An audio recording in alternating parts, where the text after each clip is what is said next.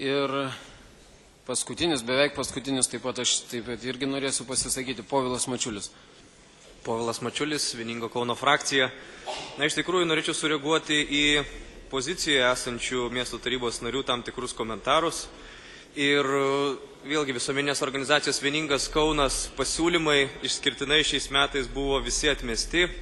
Ir nelabai mes čia galėtume turbūt ir liūdėti dėl to. Iš tikrųjų, esame opozicijoje, mūsų vizija, mūsų požiūris į miesto ūkio tvarkymą šiek tiek skiriasi, bet tikrai norėčiau sureaguoti į tai, ką pasakė pirmiausia Vygantas Gudėnas, sakydamas, kad dirbam pagal galimybės.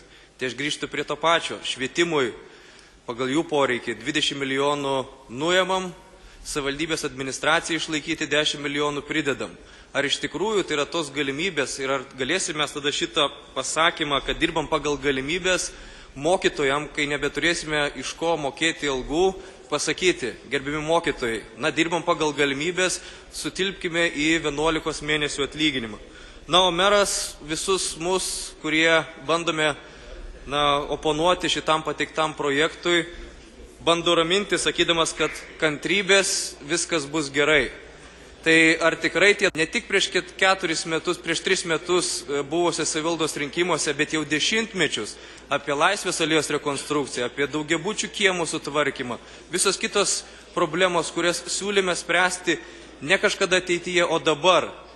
Ir štai mus ramina tokiais taikiais žodžiais tarsi bažnyčioje. Kantrybės, ramybės jums ir viskas bus gerai. Tai aš tiesiog tikrai norėčiau ir kviečiu kolegas nepritarti šiam biudžetui ir siūlau vis dėlto iš šito sapno, kad Kaune viskas gerai, pabusti. Vardu